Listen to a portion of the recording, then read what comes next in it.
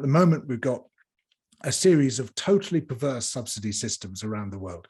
We're spending between $500 and $600 billion a year in farm subsidies worldwide.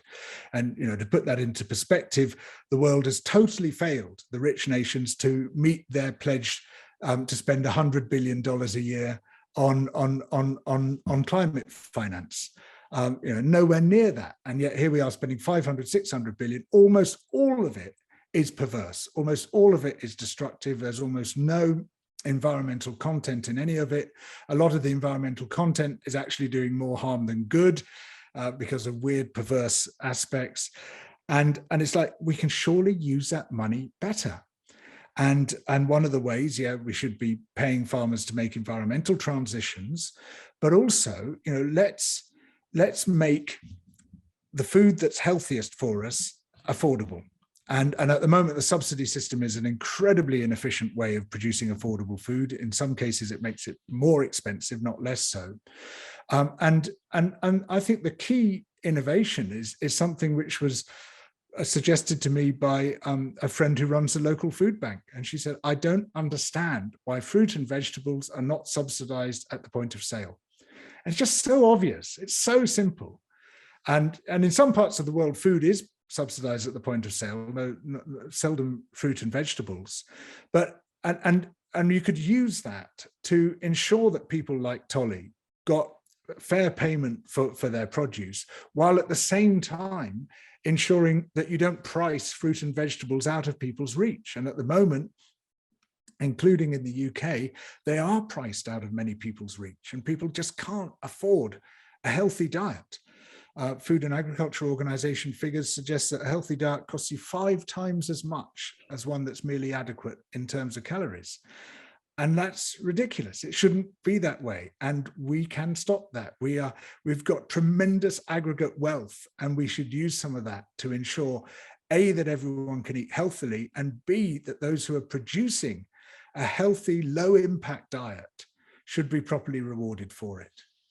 And how would you see this actually taking place at a global level? Because we can say legislate at an EU level or a UK level, but then globally, and obviously big countries like Brazil are highly responsible for lots of production of not just beef, but also various crops. And Bolsonaro, if he remains, is probably not the person who's going to be convinced by this argument. So, does this have to become part of the climate negotiations? If you look at the national plans, most countries are focused on energy system change and not really on land use change. The Biodiversity Convention is very separate and is not really getting off the ground in the same way. So what do you see as a solution at a global level to move this forward, given as well that, Antonio Guterres said this week, we've essentially got 36 weeks or whatever to start, reducing emissions, and this is a key way of doing it. Yeah, we need far more international focus on this. We need far less of the sort of cowardice, really, that's been evident surrounding this issue.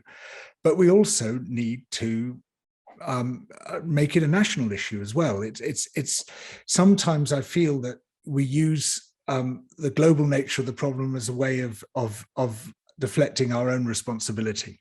And we can say, well, we would love to act on this, but look at China, look at India, look at Brazil, whoever it might be. What can you possibly do? And you say, well, what you can do is to show you mean it by acting at home and creating a model that then can be applied. And why should China, India, Brazil, anywhere take us seriously and trust our good intentions if we're not demonstrating them? Yeah, exactly. Okay, but still, even if it starts at home, there has to be surely some global framework, because otherwise what happens is you make a certain amount of legislation at home which changes what's happening on the ground, but then if we look at trade deals, you'd have to change the trade deals, and so you could just end up with the UK getting rid of its farming industry but importing beef from elsewhere. That's absolutely true, and there's a massive danger with that. And trade deals tend to be very strongly oriented towards corporate interests. There are far too many corporate lobbyists on the inside of trade deal negotiations.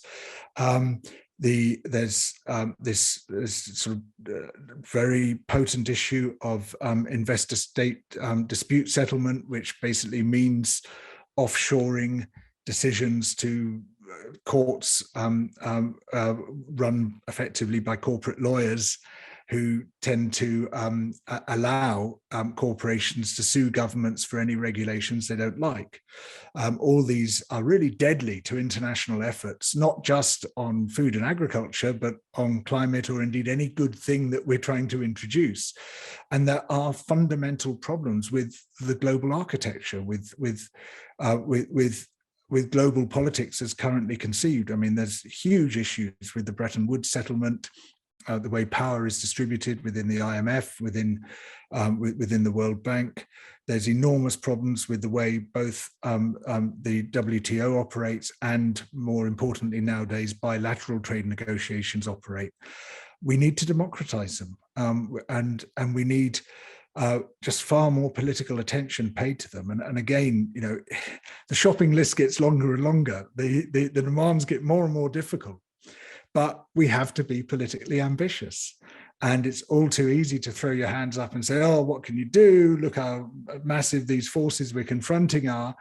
Well, previous generations of political activists have been up against even more powerful forces and have somehow managed to win. And we have to take heart from that.